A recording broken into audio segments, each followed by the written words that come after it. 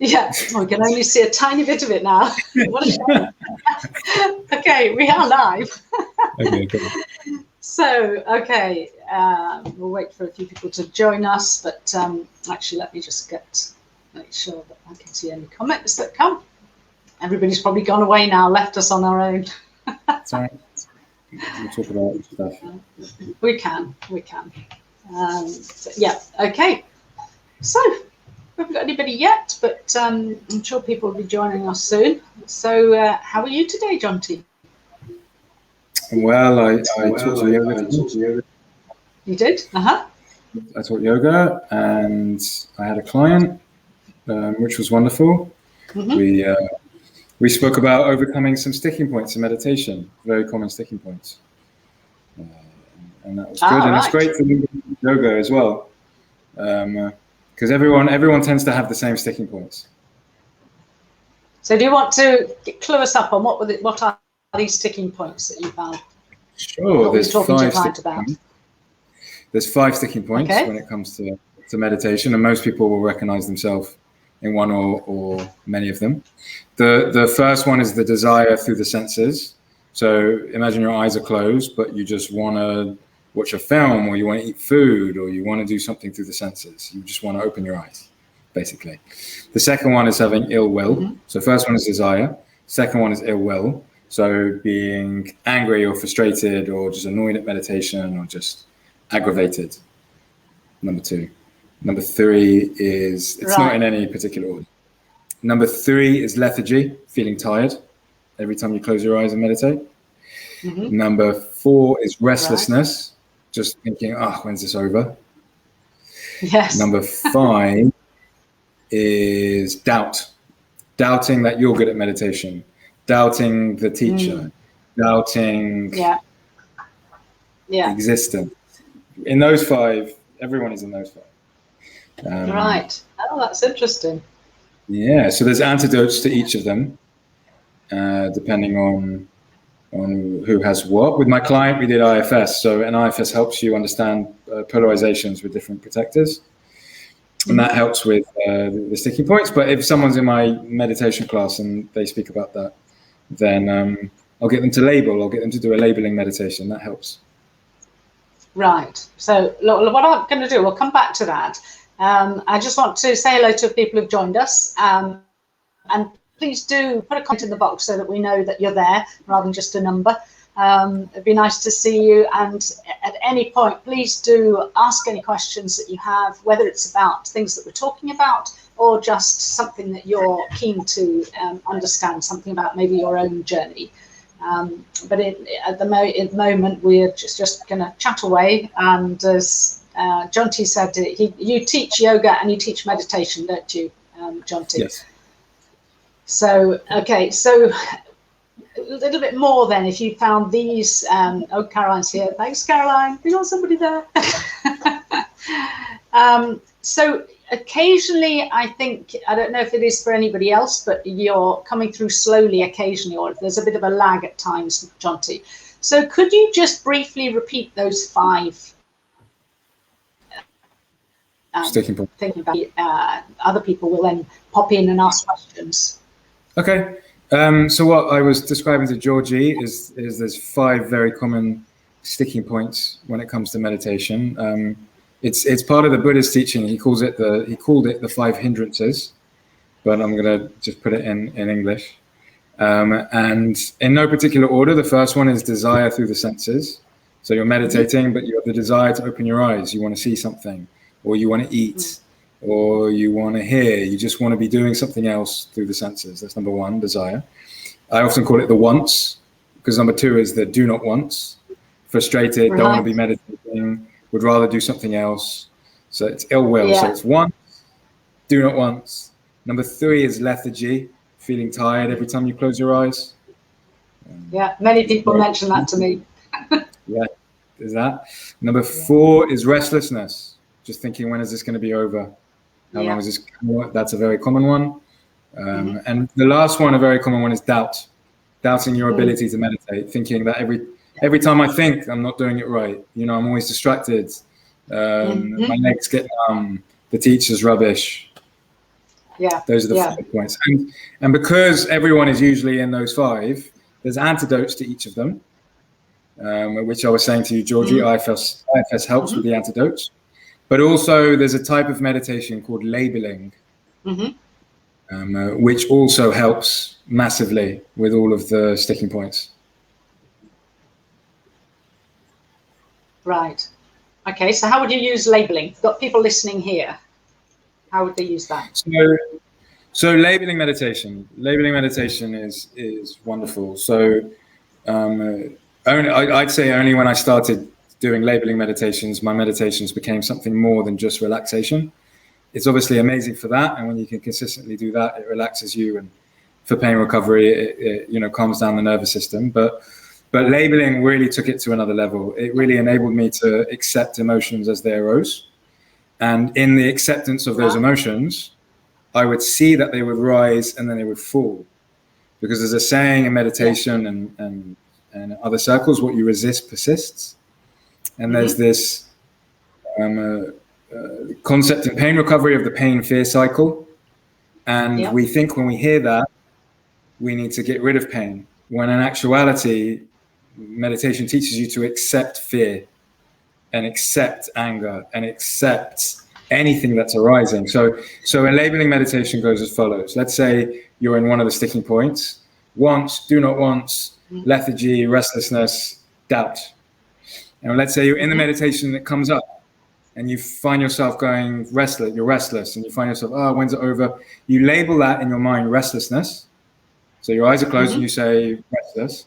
You see the word restless floating out in front of you, and then you send it lots of feelings of acceptance and allowance, like you're allowing it to be here. And what allowance does, it's not positive. You're not thrilled about the fact that you're restless. You're not, I'm restless. And you're also not resisting it. You're not negative about it. You're not like, I'm restless. It's just neutral. It's just, okay, I'm restless. Okay, and what you'll find is in your acceptance of it, your allowance of it, seeing it floating away, you no longer identify with it because you're letting it float away. And also by accepting it, you see that maybe it's a bit uncomfortable for a while. I mean, unpleasant is a word that you like to use, Georgie. It's unpleasant for a while. And then before you know it, you're thinking about what you're going to have for dinner later. And then if you're still in the labeling meditation, then you say planning, and you see the word planning in front of you, and you float it away from you, and you accept planning. And then you feel pain, and then you go pain, and you see pain floating in front of you, and it may be a resistance to accepting your pain. So then you say resistance. I'm resisting and you just do that and do that and do that. And the more often you do that, you find these sticking points. They're not define you anymore. They don't. You think, I can't meditate. I always get restless. I always get lethargic. I always have doubt. But when you accept these things, you accept this is who I am. It comes and goes. Before you know it, you've been sitting there for 20 minutes and you've been lethargic, restless, joyful, planning, happy, pain, no pain, and you're like, wow, that's when I accept things, they come and go. Yeah. I hope that explains it. I can't. I think that's a really good explanation, Jonty. Really good, and I think everybody will recognise those, and certainly practitioners will recognise it with their clients as well. And I can't tell you how many times I've found people saying to me, I just can't meditate. Or it could be I can't journal, but in this case, I can't meditate. I mean, I can't stop thinking. Well, that's not the idea of meditation, is it? To stop thinking. But it's this belief that meditation is just sitting, sort of just, and just literally having no thoughts, no nothing. And that's not the case. Misconception. Yeah, very big misconception. I think it's the way it's been marketed, Go on. No, all I was going to say is there's a message here. So first of all, Kim's saying hello as well. Hi, Kim. And Susie says, this is fascinating. But if you're in a high anxiety state, it becomes so elusive. Any tips? She says she gets stuck on this. So trying to meditate when you're in a high anxiety state. It's a good question, yeah, because there is this feeling, let's say the more charged emotions like anxiety and fear and sadness and anger, because we've habitually pushed these things away, we feel as if we accept them, the body really goes into panic mode. It thinks if I accept my sadness, I'm going to be depressed. If I accept my anger, I'm going to start reacting to it and beating people up. And it's the same with anxiety. And what I learned from meditation is things like anxiety and depression, they're not emotions in themselves. They're usually reactions to resisting emotions. So what do I mean by that? I mean that the body usually gets this feeling of anxiety or a panic attack because we're in a habitual state of resistance. Yeah. So the first thing would be in that state, okay, and it is all about safety in a labeling meditation. If you feel anxiety, you see anxiety and you accept it. And then the next thing that will usually happen is you'll feel resistance to accepting the anxiety because it will panic you. And then you label that resistance. And that point, when there was a particular point in my meditation a couple of years ago when I would get this really scary feeling in my chest, and it felt like lots of weight on my chest. It was horrendous, and I'd have to open my eyes. It was too much, and it panicked me. And my mentor, I told him about it, and he said two things. He said you're trying to accept it and it's panicking you, and then you're opening your eyes. But then as soon as you're in resistance to it, so as soon as you find yourself resisting, you start resisting the resistance because you think you need to open your eyes. And it seems like such a mute point, but it's such a nuanced, important thing. As soon as you accept the fact that, okay, now I'm resisting acceptance, now I'm just whatever, you'll have a giggle at yourself. And before you know it, it does this and falls. It does. It rises and falls. Because all of a sudden, this is another thing. It's like when we praise children, we tell them, well done for doing that thing. The child takes it in two ways. In the one way, they go, oh yeah, I'm amazing. I'm going to get love for this. And then they also perceive it as if I don't do this, I won't get love. So when it comes to meditation, you think I need to be in this accepting, allowing state. And if I'm not, then I'm not doing it properly. If I'm resisting fear or anxiety, then I'm not doing it properly. But no, you try and accept anxiety. If you can't, then you label it resistance. Okay, now I'm resisting. And another thing my mentor said quite clearly to me, if you need to open your eyes, then okay, it was a bit overwhelming, that's fine. Accept the fact that it was too overwhelming. Lie down if it's more comfortable for you. It was too overwhelming for me to stay with that first. So I found a way to kind of open my eyes and then go accept the fact that, okay, it was too overwhelming. And then I would lie down instead and try again. And eventually this feeling, I was just accepting that I was resisting. I was accepting that I was overwhelmed. I was okay with the fact that I was disappointed. Eventually, I could sit there with it and it would come and it would go. I hope that answers the question. Who was it that answered? I can't see the questions. It was Susie. If you click on comments, you will be able to read the comments as well. Okay, Susie, I see. Yeah. I hope that answers it, Susie. I mean, it really helped to have, when I was going through this, I had my mentor and I had a meditation group that I could discuss this with because often other people are going through the same thing. And it helps to do that type of meditation in a group. The labeling meditation I spoke about, it's really powerful in a group when you start saying the emotions out loud. Imagine you're in a group of 10 people and everyone's like a chorus. Everyone has their eyes closed and someone goes restlessness, and someone says doubt, and then someone says joy. And you're all there kind of, you're smiling because we always look at people's outsides with our insides. We think we're the only one going through this. And then when you're in that circle with everyone's eyes closed and you can hear, oh, everyone's a mess. Yes. That really and it makes you feel better. And it really helped me with when I had this feeling. Eventually I was comfortable enough with it. And it went away. And it's building that tolerance, isn't it? I think that's the thing about, whether it's emotional awareness or meditation, for us to actually build the window of tolerance for us to be able to deal with these emotions that are coming up. And that's why, opening your eyes and grounding yourself, it's not like it's the main problem with this is that we're judging ourselves, isn't it? Yeah, it's not a failure. You're completely right. I love that. Like opening your eyes and grounding yourself, holding on to something just to feel safe. Yeah. It doesn't mean that you failed at meditation. The goal of meditation is not to be a meditator. It's a tool. It's just something we use to feel better, to feel comfortable being uncomfortable. If you have to open your eyes every single day without fail, Georgie, I sit to meditate because it helps me. And I have to trick myself every day because I do quite long meditations. I have to tell myself, you're just going to do 15 or 20 minutes a day. I have to do that. It's ridiculous. It's like my brain is silly. You're just going to do 15 minutes. And as soon as I'm in it, then I go for long. Every day I just 15 today.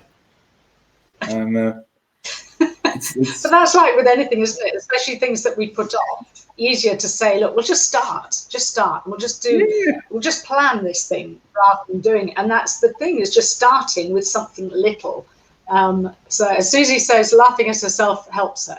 Yeah, well, that's good. And it's about not judging ourselves. And if there are any other questions, we're only talking about meditation because this is how we started, but we're open to any questions that anybody has. So by all means, bring your questions. Laughing at myself also helps me a lot. I must say that if we're still on the subject of meditation, it does, unfortunately, it's fallen into this camp of seriousness. It's serious and we're quiet and it's a practice. Yeah. And certain sects have made it so. Like the different sects of Buddhism, Theravada Buddhism in particular, it's very serious and it's about enlightenment. It's about ego dissolution and never thinking again and enlightenment. But fortunately there's other sects of Buddhism, Mahayana and Vajrayana, like that, are more laugh at yourself. This is silly. The wise man knows he's a fool, and that's what we need. You cut out a bit, Georgie. There's a real delay here, but hopefully people can still. Is this a problem for people listening? The delay, if you let us know. I mean, hopefully not, and you can hear us anyway. But no, and I think life is so serious, and living in pain is serious, or other ongoing symptoms. If it's affecting our life, it's very serious, and unfortunately our life becomes so enclosed, and we lose that ability to play and laugh, have fun, and that's why we include that in the when we're working with clients, that it's so important to be able to do that. Okay, so Caroline says it's intermittent, the delay. Yes, it is, and even when I can't hear you, suddenly it's almost like it catches up. So I don't think we're missing anything. So does anybody have any questions that they particularly want to ask us about anything at all, obviously in relation to this work? So otherwise, you integrate this work, don't you, Jonty, with not only meditation and yoga, but now also internal family systems therapy. So you are working as an IFS practitioner as well now, yeah? Yeah. How do you find that works together? How does that integrate? Well, IFS identifies different subpersonalities in one's mental system, and usually we have protective mechanisms, protective parts, which like to protect us. They like to manage our system. They're often polarized. They often disagree with how to look after us. A good example is someone that wants to meditate. One part of their system, we call it most likely a manager, will say, I should meditate. And another part will say, yeah, but whenever we meditate, it's uncomfortable and we get anxious. And that's most likely a firefighter. And there's a polarization, a manager and a firefighter. And they're both usually trying to protect a wounded part of us that feels uncomfortable with fear or uncomfortable with anxiety. And why IFS helps, it helps people meditate, it helps people just feel at ease, it helps with pain recovery, is because you start to get people, you empower people to separate themselves from their protective parts and dialogue with them. So you speak to your manager part, you speak to your, I'm going to call it a distractor part, not a firefighter part. You speak to them in a separate way, and you thank them for protecting you, and you ask what they need from you, and you ask if they like doing their role, and you ask them to agree on the way to protect you, and they talk back. It's a crazy thing that anyone that's done IFS it's still hard to believe when it's happening. It talks back and it resolves itself. Once it feels resolved, it resolves itself. And another point I want to make about this, where IFS has become so important with people that are struggling to do things or struggling to get over pain, is in IFS there's a one of the theories is you can never blast past protectors. You can never tell protectors to move out the way. So if one of your protectors is quite fearful or sad, and you just say fearness, sadness, go away, it won't like that. The same with anxiety. If one of your protectors is anxious, and you say, you need to go away because that's how I'm going to get over the pain. It doesn't like that. It will overwhelm you. It wants to be told thank you. It wants to be asked if it likes doing what it's doing. Because these protective parts of us, they came most likely when we were younger, teenager or a young child. So they're doing what they know best. But anyway, so IFS works wonderfully with this work. Yeah, I think, and certainly from what I've seen, it just fits so beautifully. And I've been getting people doing this free saboteur questionnaire, and that's been really interesting. The way you can see that fits in. So these saboteurs like avoider, people pleasing, hyper-rational, hyper-vigilance, and you can see how they fit within that IFS model as well as protectors, and protecting us from being hurt, from protecting us from feeling those wounded parts. And I think it's all just fascinating. So fascinating. Yeah, it's so fascinating, and it's really fascinating to be a witness as the person giving it, as the therapist, because the only tools you have is facilitation, because you have no idea what each person's system is going to say. You don't know what's going to come up. You don't know. So you can't make assumptions. You have to keep asking the person receiving it, what do they want? What's going on? And what happens, like I said, is beautiful, it's magical, is your system tells you what you need. Your system keeps telling you. You need to do this, we need to do that. And then, so really, it's a really, really empowering form of therapy, because you go away building up your intuition. You're not just relying on the IFS therapist anymore. You go, oh, wow, I have the answers. The founder, it was either the founder or one of the contemporaries of IFS said the difference between this form of therapy and more traditional forms of therapy is more traditional forms of therapy, they try and create new neural pathways, not new ways of seeing the world. Whereas IFS takes the current neural pathways and kind of just cleans them up. It's like everything is already there. Everything's beautiful. It just needs, you just need to see it in a new light. So it's not trying to create new mindsets, new this. It's, and only when you're in the sessions, you realize how it's doing that.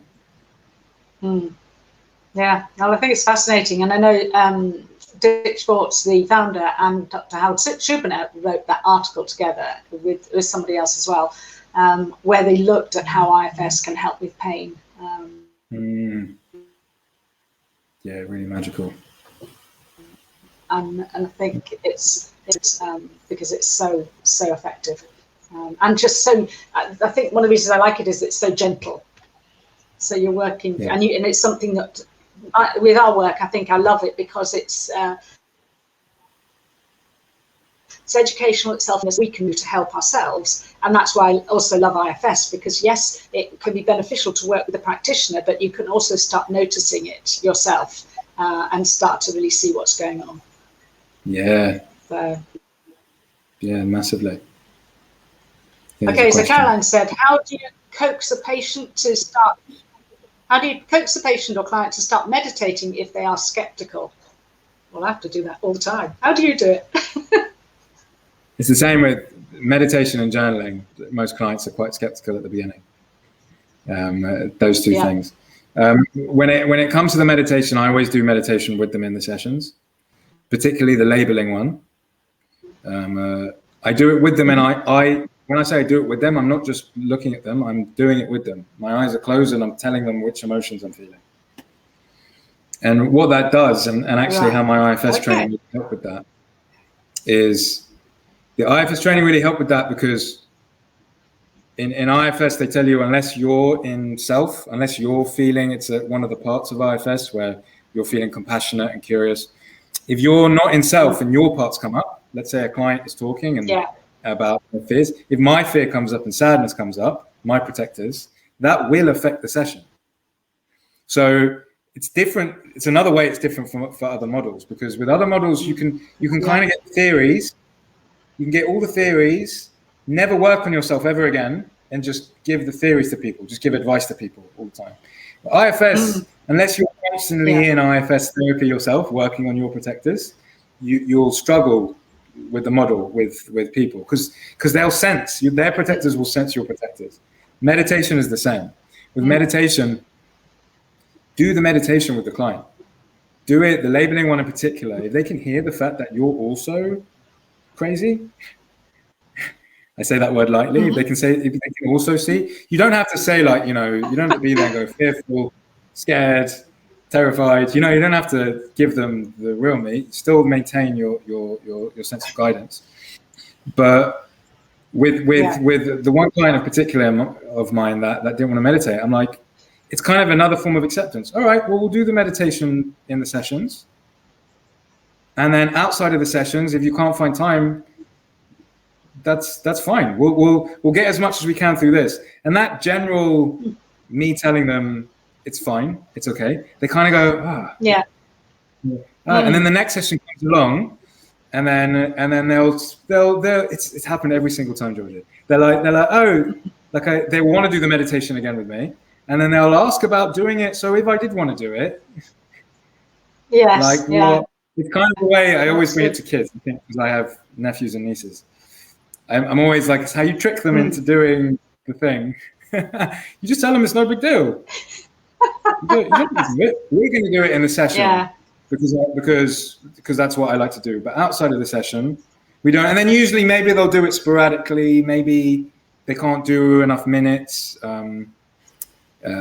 Something like that. There was another point I wanted to make as well about getting people to meditate, but it's escaped me. If it comes back to me, I'll say it. But doing it with them is perfect. And then outside, they come to you and they ask again. I think that's a good idea. And certainly sometimes I'll start, if they're just never meditated and just don't feel it's good for them, or they don't have time, then I'll often just suggest that they just find time to be in silence. So just to sit in the garden and look at the birds and just observe what's going on. Because going for a walk and in silence, being mindful, people think they have to just sit and meditate. And actually, for some people, no, that's not going to be something they'll do. Whereas if you can start them on something that's like you working with them, or if they're just realizing that I should just sit quietly in the garden and feel the sun on your face, that's a good start, isn't it? Amazing. Yeah, I really like that. Start meditating with your eyes open. There's a great book. I think it's called The War on Comfort. I can't remember because I listened to the audio. The War on Comfort. And I can't remember the author either, so I'm sorry that this is not there. I'll if you guys like it, I'll look it up and I'll type. But he makes he makes lots of good points in the book. One of which is creativity is really born out of boredom, and we don't allow boredom anymore. We're always distracting ourselves. We're always looking at our phones and screens and stuff like that. And I think that has a really good place, particularly with pain recovery, to just distract yourself sometimes, but also allow moments of boredom throughout the day, because that's actually where creativity comes from. So allow yourself to go on a walk without your phone, or when you go on the train, just don't take your phone out. When someone goes to the bathroom and you're with them, don't take your phone out. Just look around, look at things. That can be your meditation throughout the day. Yeah. Good point. And I absolutely agree with that. We're just so distracted all the time. And you often see people sitting on a train and they're looking uncomfortable and they pick up their phone. And that's just great because they're busy. I'm busy. I'm not just on my own and not doing anything, and it distracts them. So often people just don't spend any time being still. It's always the work, the television, the radio, the phone, or whatever. And it's about trying to encourage people. I mean, I've had people saying to me, well, I just don't have time at the end of the day to do any of this. So I thought, well, okay, we're not expecting a lot of time. A lot of this can be done as you're walking to work, for example, or if you're walking the dog. What do you do when, I've asked this, what do you do when you're walking the dog? And they're usually thinking about work or, in their heads, worrying about things. So it's about, okay, you've got that opportunity to be still, be mindful, to walk and just look at the clouds, or walk and focus on the dog, but not being in your head worrying about things. In fact, somebody said to me, Dr. Sani used to say that you need to think psychologically. So thinking psychologically for him was going for a walk and thinking about all his problems. That wasn't going to help. So it is about trying to get them out of their heads, and yes, having time to be bored. And when you read into all this sort of self-improvement stuff and hear about all really successful people, they're people who don't, have periods in their day where they do nothing, and they all meditate, they all journal, and they just have time to be still, because that's when the creative ideas come. And if we're busy all the time, how can we be creative? We don't have that space to be creative, do we? No, not at all. Yeah, and that's why, again, I think the book's called War on Comfort, because it is. We're always trying. War on Comfort. I think I should look it up. I should make it. Yeah, I'm sorry. That's okay. I never remember authors or even titles. Yeah, it's some book by someone who said something. Well, if you remember it, maybe you could put it on the link on afterwards on the Facebook page under this recording.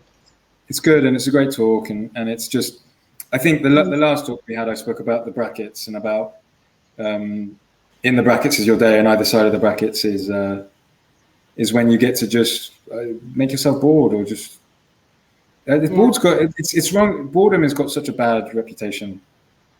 Even saying it makes it, because most people associate it with being aggravating and being a bit like this. So maybe there's another word for it. Yeah. I think, I mean, and it's interesting, with kids, they're just kept so busy all the time and go to so many after school clubs, and they're just busy. And again, they less time to be bored, to therefore be creative and learn how to look after themselves, how to play, and through play, they learn so much as well, don't they? That's it. There's this thing with kids, and I've still got it with my nephew, where he's still very curious, and there's this. I wonder, I'm like, when is the curiosity going to be like sucked out of him? At what point? Of course, it's school. How old is he? He's 2. Right. Okay. Everything's fascinating, and he's curious about everything. And then at some point, you can make a case for the fact that it's school, or for the fact that secondary sexual hormones pop in, and then you're just distracted by everything. At some point, curiosity kind of gets a bit shaken up. And you no longer see things in the way that you did. Like, my nephew's fascinated by everything, trees and butterflies. And yes. I wonder if there's a way to keep kids fascinated. I wonder. I think the school system is the way it is. Yeah. Sorry, go on. No, I was going to say the school system doesn't help. It's this case. Have you ever seen, Georgie, that talk by Ken Robinson, the TED Talk? Yes. Yeah. Fabulous. Fabulous TED Talk. Yeah, and he doesn't necessarily provide a solution. He's very funny. He's the most watched TED Talk, apparently. Yes, that and Stroke of Insight. I think those two. Right. Yeah. Are big. Yeah. Matt Haig, The Comfort Book. Is it that one? Maybe. I think it's Matt Haig. Kim said, "Is it Matt Haig?" Yes. Yeah. I want to say on the talk, otherwise I quickly Google it. It could be. Thank you, Kim, and Jonty will confirm later on. Yeah. When I'm sure about it, but thanks for looking that up, Kim. The Ken Robinson thing, he doesn't provide a solution. He's quite open about it, because it's true. It's one of these things where, on the one hand, it is good to give children some sort of routine. On the other hand, all kids are different. So what routine is good for one may not be good for the other. No, absolutely. And creativity is squashed out of them, definitely. In that system, yeah, it is. And then it's up to us to kind of, I don't want to use the word wake up, but to seek information elsewhere as we become adults. I remember when we used to have family holidays in Devon every year, and this really helped the younger generation get to know each other, and they have a very strong bond. Most of my family in the southwest, we're up in Yorkshire. And my brother-in-law, who sadly died last year, but he was a producer at the Natural History Unit in Bristol, and he used to always be followed by various kids. He'd go off bird watching, and then every now and again you'd find children, one or other of the children following him, and he was always pointing out these things that none of us ever noticed or found interesting, really. And just, whether it was spiders or ants, or I've got a wonderful photo of my niece and nephew, one of my nieces and nephews, when they were only about, 4 and 6, crouched down and looking at, I think it's a beetle or something on the ground. And it's that sort of curiosity and awe that, we often miss, that we don't see. And this is why building that into our lives is so important. I remember a few months ago going for a walk from our garden, going into the field behind, and I knew that people had said there were deer there, but I'd never seen any. And I literally climbed over the gate, and there was a deer about 20 foot away, and that's amazing. It stayed and looked at me, and then it just sauntered off. It didn't even run off. But I allowed myself to just stand there and just feel that awe that I felt, and let it fill my body. And then every now and again after that, I kept sort of just allowing myself to feel that feeling. Because we often don't, we're obviously too busy and rushing on.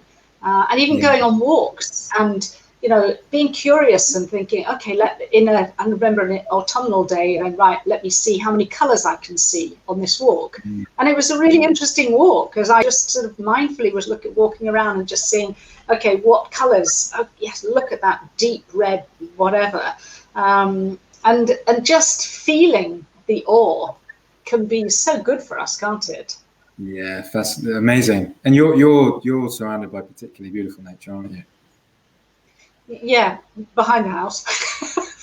Yeah, no, there are some areas that are lovely, but it's, most people can find a park or a field to walk in or something, and then it's even just about sometimes, in fact, there's another day when I was walking and I was just focusing on the spider's webs that had dew on them, and just I actually started taking photos of them, just so beautiful, and just sitting and looking at these amazing intricate spider's webs, and doing that, just being in that moment and feeling that awe is so lovely. And it just helps us sort of balance out, times when we're feeling worried or whatever, just helping us feel. And also it's helpful for the emotional awareness to help us notice how we're feeling inside, that interoception. So we really start to be aware of how we're feeling, rather than just focusing on what's happening out there, or the pain or whatever. So I use it just as something interesting to do and to practice myself. I'm sure it was beautiful, the spider webs with dew on it. I'm sure it was wonderful. Oh, absolutely, yes. They're just so incredibly intricate. How do they do it? And so quickly often as well. Magical. I think it was David Attenborough did. It probably was. He did an episode about it. It's like I don't know anyone today. It was David Attenborough. It was about spiders. I think it was about insects, and there was a section of spiders, and it showed all the different. If I had my brother-in-law around, I'd be able to ask him, but sadly not anymore. But he did work. I think it was probably Attenborough. Yes. I think it was, because I remember being, feeling at peace and cozy when David Attenborough was on. What, and it showed with the spiders on? I'm not sure I'd have felt quite so cozy watching the spiders webs. But if you like spider webs and you admire them, you would be like, because it shows, there's not just the the classic one. I'm going to call it the classic one, the one that we just see all the time. Spiders have different tactics. Depending on where they are, they have different tactics to catch flies. And it's their silk is the strongest material in the world. Don't quote me on that. Yeah. I'm pretty sure that's... No, I've heard that as well. Yeah. Incredible. Incredible. How they do it. And again, David Attenborough programs are just so incredible, aren't they? Because you can just sit in awe and sort of watch these and just look at these animals and these reptiles and whatever, and they're just so incredible to find out more about them. Yeah, really. I love it. It's actually something that I recommend to clients. Yes. Comedy and Attenborough documentaries. And Cosmos, the series Cosmos. No, I haven't heard of Cosmos. It's amazing. It was originally by Carl Sagan. He was the... I think he ran NASA in the 70s and the 80s. He was part of NASA. I'm not sure that he ran it. And he did this beautiful documentary called Cosmos. It was like 10 episodes. And then it was redone about 7 or 8 years ago by Neil deGrasse Tyson. And it was made all like with graphics. And it's Georgie. It's beautiful. And it shows like human, like all the human beings that have discovered things. Like there's an episode with Newton, and there's one with other people that have discovered things. Like someone that discovered electricity and the person that discovered it's really well done. So things like we're on to things that lift our mood and make us feel better or whatever. So you're talking about definitely things like funny things to listen to, David Attenborough stuff, Cosmos, music, and now my brain's gone because I can't remember this Fantasia, the music Fantasia. Don't ask me who did it, but I can't remember. But I remember watching a video of Fantasia, which was really just lights and colours, and it was just mesmerising. Just sitting, and this was decades ago, just sitting and watching these pictures and just the colours going all over with this background music, Fantasia, which was just so beautiful. So music can be a really good thing. Dance is, again, if somebody can dance, then I want to see that Fantasia. Yeah, I'll have to see if I can find that then. It was decades ago that I watched it, but even now, and remember, how when something's more emotive, you're more likely to remember it. That was something that it was literally decades ago, maybe 30 years ago, and I remember it so well because I was just mesmerised and in awe. It was a video, or you saw it live? No, it was was it on a screen? It was on a screen somewhere. I can't remember now.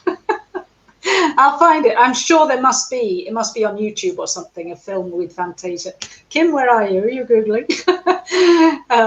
But yeah, just something like that. And as Susie has also said, painting, anything creative, is fantastic. I don't think it would be painting for me, but for people who are creative, yes, absolutely. Although actually, having said that, there was a young girl who had suffered from really severe anxiety, who used doodling to help her, and and I think she had ADHD, and she has become a really successful artist through her doodling. And the doodles, so I shouldn't try and read while I'm talking at the same time.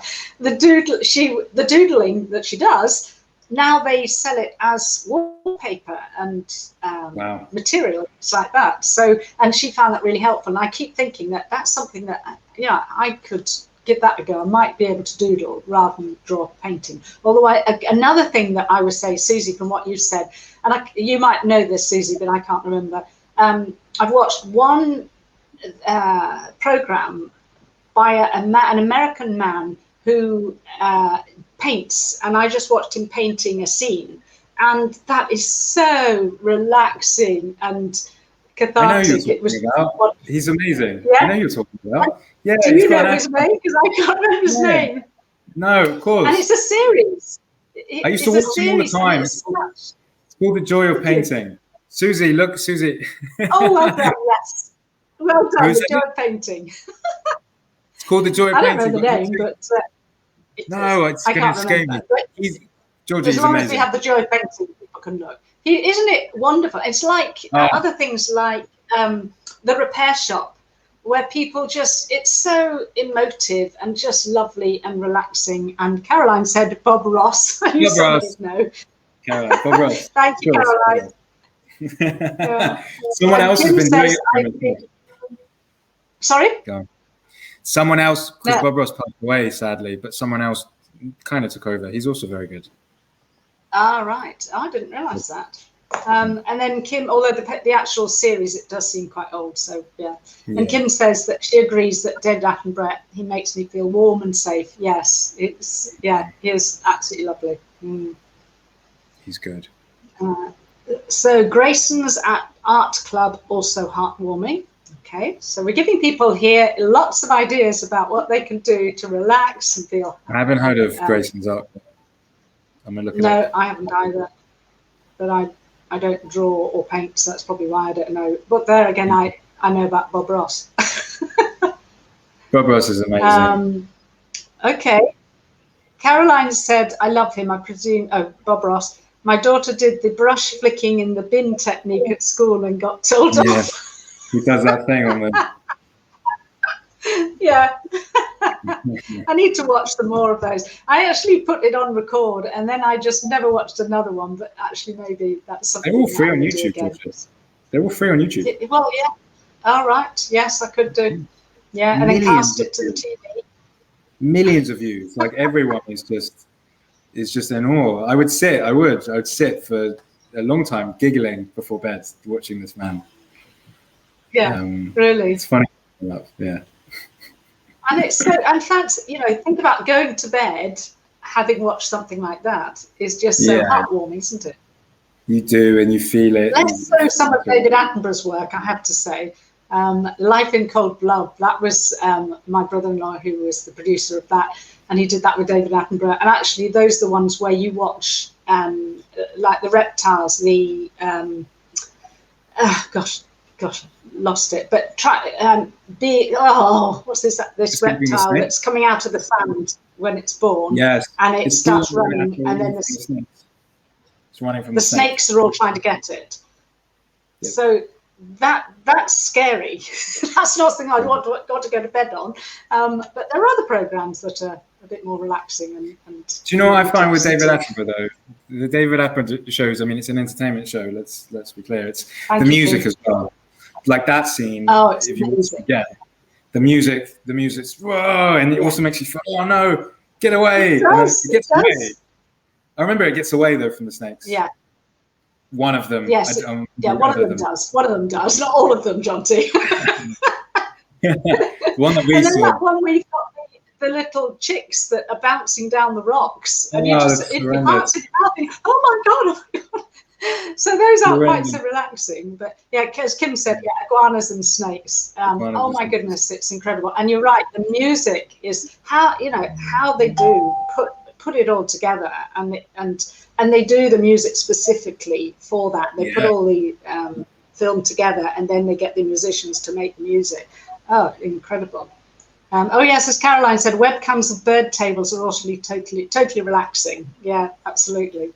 Oh, no, in fact, I found one for kittens to keep the cats occupied. For a laugh, I found that there was a YouTube channel for cats that have mice and birds, and there was a bird table. And I must admit, it did keep them amused for a little bit, but we only did it once. Just put a cucumber behind them. I see people do that with cats. Have you seen that before? Oh yes, I have seen that. I haven't tried that actually. Maybe I should try that for things. Good again, they get terrified. Yeah, now I had forgotten I'd seen that. Maybe we'll give that one a go. I can't believe it that they would be scared, but yeah, there are cats that are. So I'll let you know. I will give that a go when we finish. It's important to let them know. Yeah, although we don't want to be scaring them all the time. No, well, the cats that I tried it on, my aunt's cats, we did it once and they were scared, and the second time they went, that's a cucumber. Oh, really? Did they say that? Oh, it's a cucumber. Yeah. Oh, that's a cucumber, Jonty. I know this trick. We're done. Yeah. Also, because they do that thing where they'll put their scent on it and stuff, and they're like, all right, now I know what that is. Yes. Yeah. It's Very, not going to scare me again. Yeah. Very intelligent. Okay. Well, we started off with meditation. We sort of moved around through IFS and come on to ways that people can actually boost their mood and help them feel calmer as well, or not calm, depending on what it is. Which is all good, because this is all about living our lives, and life can become so small when people are living in pain, can't it? And it's about looking at ways that they can actually find to lift their mood, to have a bit of fun and laughter, because it can get so small otherwise. So it's been a fun chat. I hope everybody's enjoyed it anyway. Got a few people laughing at us, but that's good. Okay, so unless there are any questions, I think we will leave it at that. But thank you for your questions, and thank you for joining me, Jonty. Thanks a lot, Georgie. Thank you, everyone. Have a great day. All right. Great. Okay, lovely. Nice to see you all. Take care, and bye.